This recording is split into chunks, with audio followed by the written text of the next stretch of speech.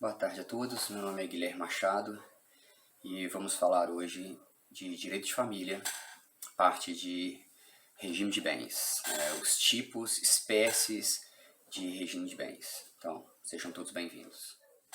Então vamos lá. Hoje no Brasil, de acordo com o atual Código Civil, a gente tem 4 regimes de bens. Não quer dizer que sejam os únicos regimes de bens, como é sabido, de acordo com a autonomia privada, autonomia da vontade, na verdade, a gente teria os 4 regimes de bens e a possibilidade de criação de regimes que a gente chama atípicos ou regime misto, tanto utilizando parte desses regimes de bens existentes, criando um novo tipo de regime de bens, tanto quanto criando um novo com regras novas, desde que sigam os princípios dos regimes de bens, já falamos, e não viole nenhuma norma de ordem pública. O regime de bens ele tem que ser determinado em pacto prenupcial, ou seja, anterior ao casamento, anterior também à união estável. Lembrando, tudo que a gente disse aqui com relação a casamento também vale para a união estável. Então, esse pacto prenupcial ele é realizado antes do casamento e só vai ter validade com o casamento. Então, a primeira questão é que ele seria um negócio jurídico acessório, ou seja, a não realização do casamento ou a nulidade do casamento, obviamente, gera a nulidade do regime de bens. A nulidade do regime de bens não necessariamente gera a anulação do casamento. Se você anula o regime de bens, vamos considerar aqui, antes de a gente ver, mas que é a comunhão universal ou separação total de bens, e aí esse regime de bens vem a ser anulado. Guilherme, eu vou ficar sem regime de bens? Meu casamento vai ficar sem regime de bens? Não. Aí você passa a vigorar no seu casamento, passa a ter eficácia no seu casamento, o regime de bens que a gente chama supletivo, que é o regime de bens da comunhão parcial. Quando os nubentes não escolhem o regime de bens, ou quando o regime de bens é anulado, você passa a utilizar naquele período, então, o regime da comunhão parcial. Vamos lá, algumas questões iniciais. Se forem menores de 18 anos, posso escolher um regime de bens diferenciado? Então, se forem menores de 18 anos, eu poderia escolher um regime diferenciado. Vamos pensar aí que um nubente ou ambos os nubentes são menores de idade. Não há impedimento para celebrarem um pacto nupcial, mas a validade fica condicionada à aprovação dos representantes legais. Então, havendo aprovação dos representantes legais, não há qualquer problema. E nós temos uma observação importante aqui. É necessário a autorização dos dois para ter validade o regime de bens? Vamos pensar, só o pai ou só a mãe deu o aval, o outro ficou quieto. É necessário que os dois assinem? A doutrina tem entendimento de que a lei não exige só representante legal. Então, o pai ou a mãe assinando, de ambos os nubentes, está tudo certo, o casamento e o regime de bens. Guilherme, e se um dos genitores, de um dos nubentes, não quiser realizar o casamento ou for contrário à realização do casamento e eu precisar de outorga judicial, de autorização judicial? Nesse caso é diferente. Por quê? Porque a gente vai ver, iremos analisar, sempre, e na verdade já falamos, a própria lei já diz, sempre que é necessário autorização judicial para casar, nós temos a separação obrigatória, o regime da separação obrigatória ou separação legal. Então eles não vão poder escolher. Se houver necessidade de um suprimento judicial, então o regime de bens será o da separação legal. Ok? Vamos lá para o nosso primeiro regime de bens. Nós temos 4 regimes de bens. São 4 regras especiais e aí que vão surtir efeitos da esfera individual dos nubentes. Nós temos regime da comunhão parcial, que está lá no artigo 1658 a 1666. Nós temos o regime da comunhão universal, do 1667 a 1671. Regime de participação final nos aquestos, 1672 a 1686. E o regime da separação de bens, do 1687 a 1688. Esses são os 4 regimes típicos. Ainda a possibilidade do regime misto, que é quando você mistura, e é um regime atípico quando você cria regras novas. Lembrando que se houver tanto regime misto quanto regime atípico, não posso dizer que apenas um dos nubentes vai seguir um regime. Tipo, com relação à parte A, será regime de separação total. Em relação à parte B, será comunhão parcial. Não, o regime de bens ele deve ser o mesmo para os dois. Não pode ser diferenciado. Não posso ter para um regime de bens e para o outro regime de bens, ok? O nosso primeiro regime de bens é a comunhão parcial, que é justamente o regime de bens que a lei adotou, que a lei é o regime que a lei prefere, né? Por quê? Se as partes elas forem omissas com relação à escolha do regime de bens, automaticamente vai se utilizar o da comunhão parcial. Então, na falta, né, de manifestação dos noivos, ou se for declarado nulo ou ineficaz o regime de bens, a gente utiliza a comunhão parcial, que a gente chama de regime supletivo, ok?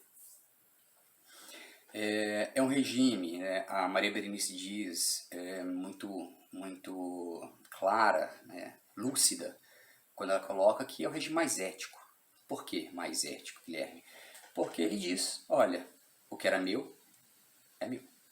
O que era seu, é seu. E o que construímos juntos, é nosso. É uma regra simples.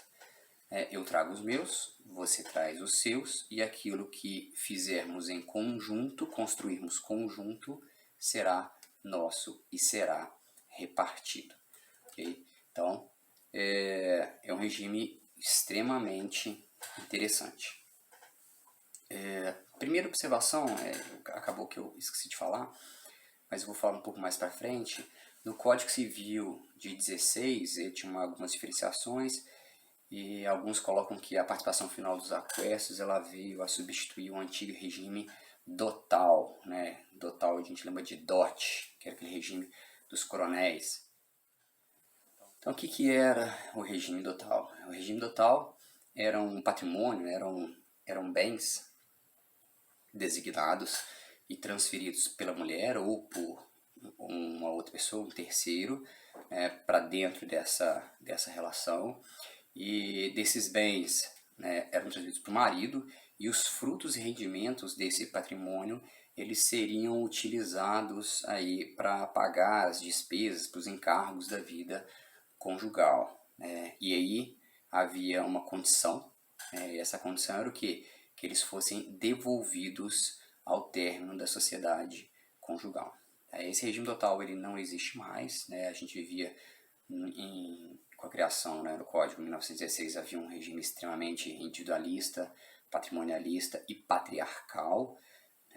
Então, a gente tem todo um histórico evolutivo, legislativo com relação à mulher, demonstrando aí um tratamento diferenciado, e isso, com a Constituição de 88, isso se encerrou. Né? A gente não pode dizer que se encerrou, porque a gente ainda tem muitas normas de caráter individualista, patriarcal, né, machista, que não leva em conta aquela igualdade constitucional, mas, enfim, o Código Civil a Constituição de 88, ela buscou essa igualdade, e aí houve um choque com o Código Civil de 16, o que gerou uma necessidade maior ainda de se editar um novo código, que é o Código Civil de 2002, que hoje está vigente, que é o nosso Código Civil.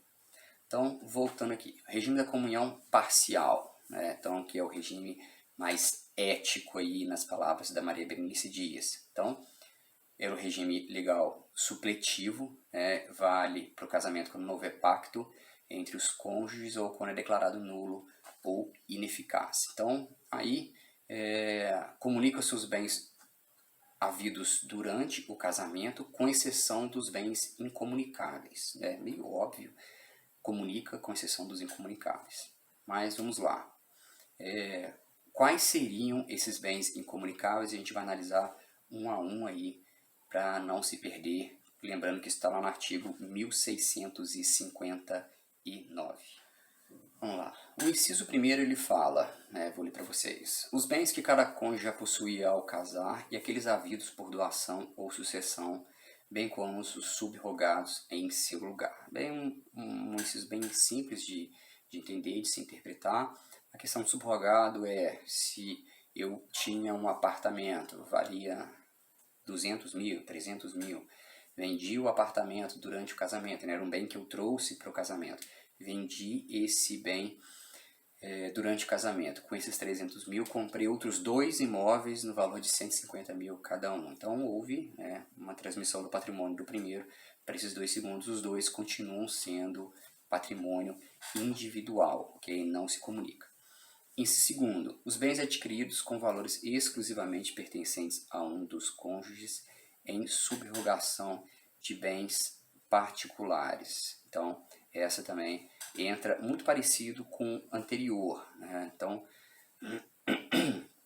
deve ser sempre interpretado de forma restritiva. Então, se é adquirido também com esforço comum, haverá comunicação. Então, pensa, tinha uma moto, vendi essa moto e comprei uma nova moto durante o casamento, Então, ali a gente tem que interpretar restritivamente, porque em tese essa é uma nova moto, era melhor, então houve um esforço, houve uma participação, mesmo que não seja financeira, da outra parte, então há uma dissidência aí, isso vai depender, claro, sempre da situação fática, das questões vinculadas ao bem, do valor exato de cada bem, então é uma coisa um pouco mais complicada.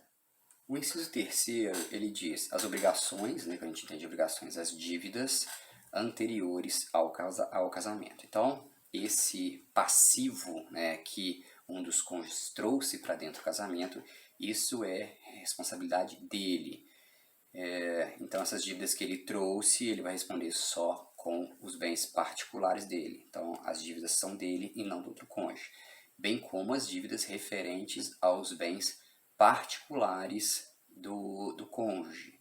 Okay?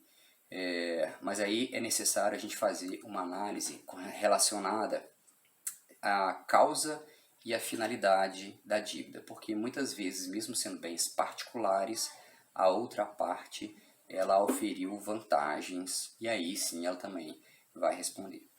Uma questão importante eu tenho bens particulares, contraí dívidas anteriores ao casamento, estou sendo executado.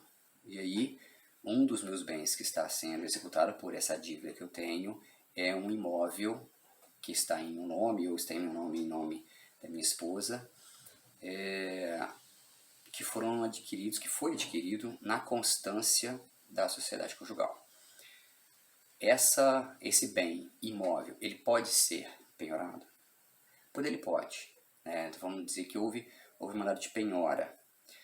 O que pode ser feito é a outra parte, o outro consorte, o esposo, o marido, o companheiro, a companheira, entrar com embargos de terceiro, demonstrando que é proprietária daquele bem também.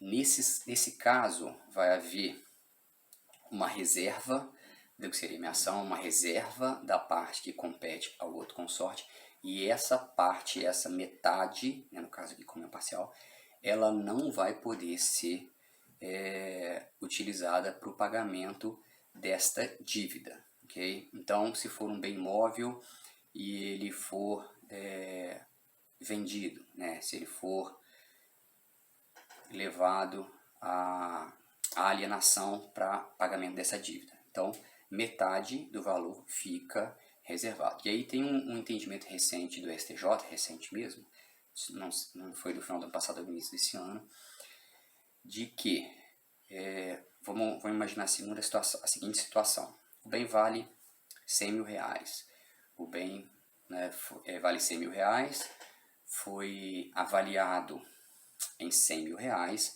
então R$50.000 é de propriedade do marido e R$50.000 de propriedade da esposa. Quem está sendo executado é o marido. E aí, esse bem, ele é alienado para pagamento da dívida.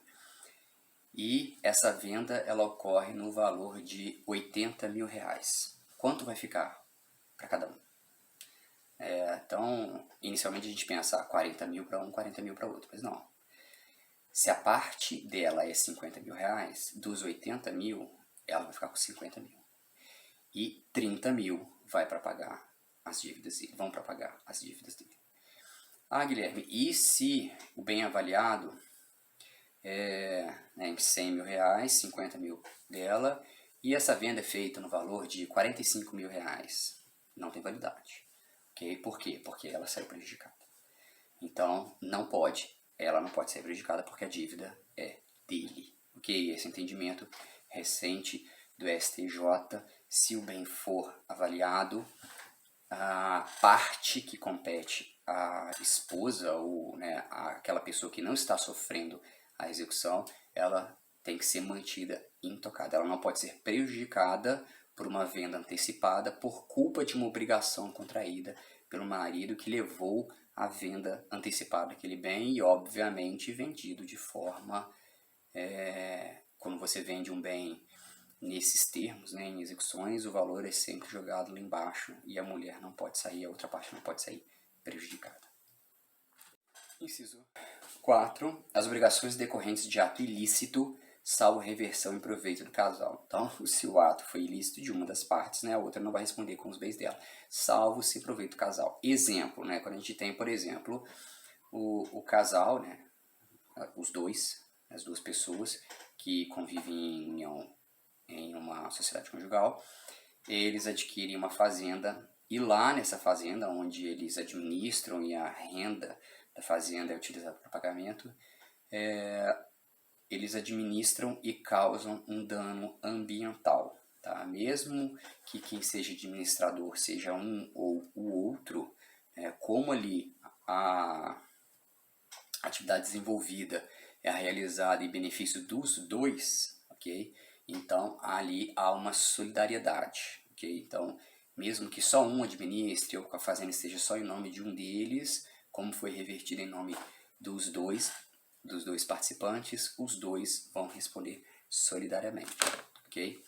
O nosso próximo inciso é o inciso 5. Os bens de uso pessoal de cada um dos cônjuges. Então, a gente entre joias da família, roupas, escova de dentes, relógio, celular, CD, DVD, livro. A gente tem como livro qualquer tipo de livros e instrumentos de profissão. Como apresento para vocês aí bisturi, fita métrica, máquina de costura e tal.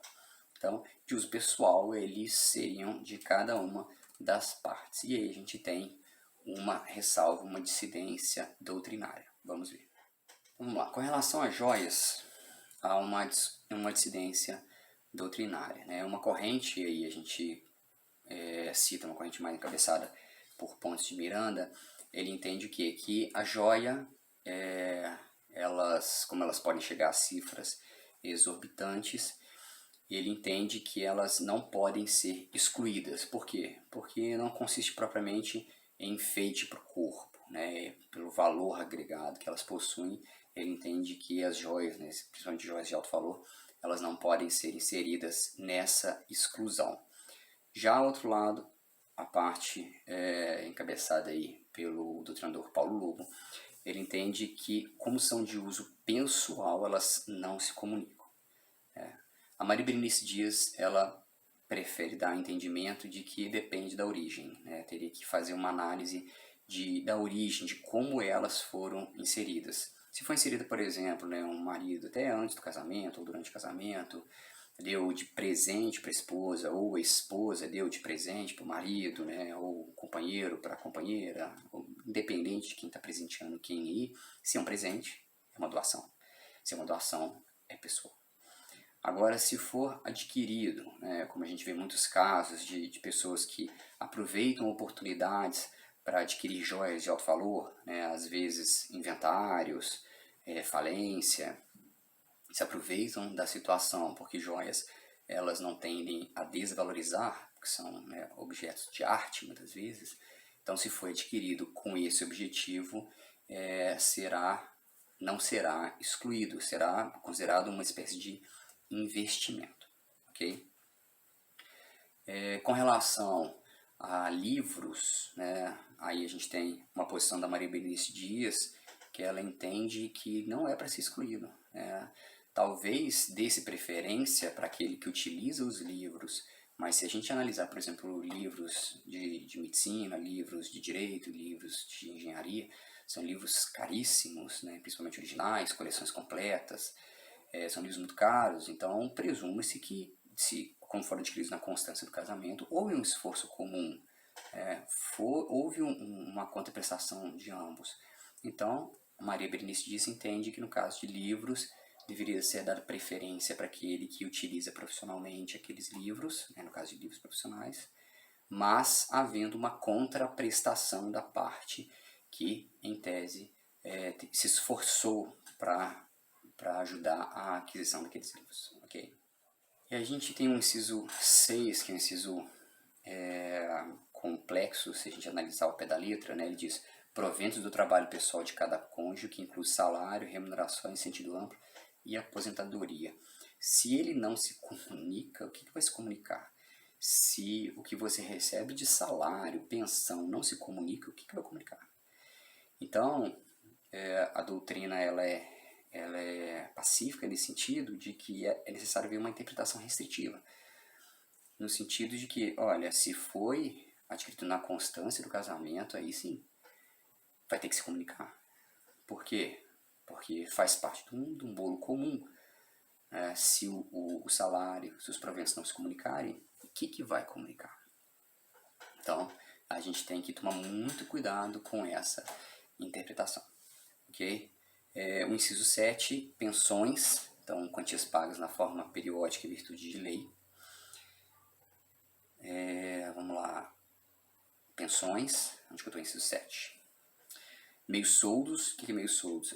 Aquelas parcelas pagas por militares reformados, né, metade do valor que o Estado paga na verdade, e montépios, que são pensões pagas pelo Estado aos herdeiros de funcionário público falecido, bem como outras rendas semelhantes que têm caráter pessoal. Então, da mesma forma do anterior, tem que ser interpretado de forma restritiva. Por quê? Porque isso é justamente aquilo que a pessoa contribui dentro do casamento, né? Dentro da união estável, dentro da relação. Se os soldos, né, salários, pensões, meios soldos, se a pessoa se aquilo não se comunicar, nada vai se comunicar.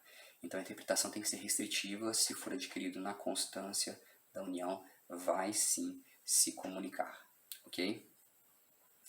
Vamos lá. Aqui encerra a questão dos bens incomunicáveis, ok? Lá no artigo 1660, a gente tem o rol dos bens comunicáveis no regime de bens. Vamos ver. Vamos lá.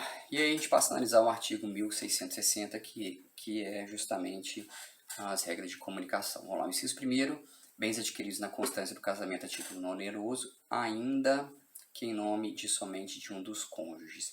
Então você vê que de cara esse já conflitua com o artigo anterior, o inciso 6º. Então, e aí? E aí é o que a gente falou.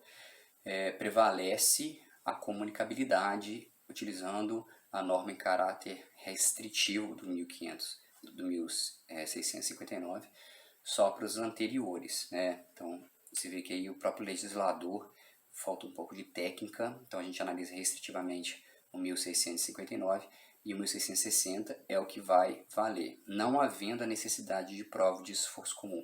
Aqui há presunção absoluta de que tudo que foi adquirido na constância do casamento houve esforço comum, ok? Segundo, os bens adquiridos por fato eventual com ou sem colaboração do outro cônjuge.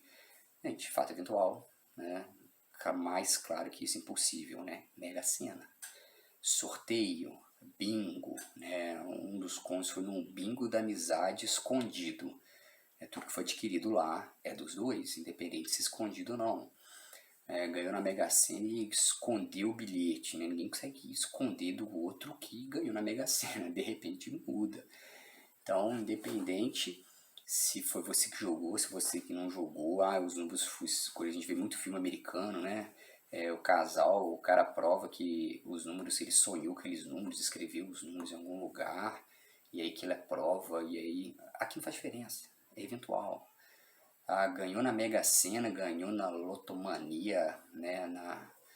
Nesses títulos de capitalização aí, Mineiro A, Mineiro Cap, Mineiro não sei o que lá, ganhou na constância da união, na constância do casamento, é dos dois, ok? Não há dúvida.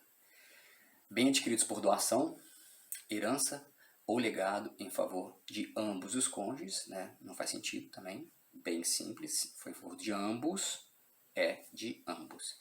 Benfeitorias necessárias, úteis e voluptuárias em bens particulares de cada cônjuge. Então, lembrando, o que são as benfeitorias? Bens acessórios introduzidos de forma onerosa e que valorizam a coisa principal. Então, se valorizou, né, faz parte aos dois. E aí, só para a gente fazer uma observação.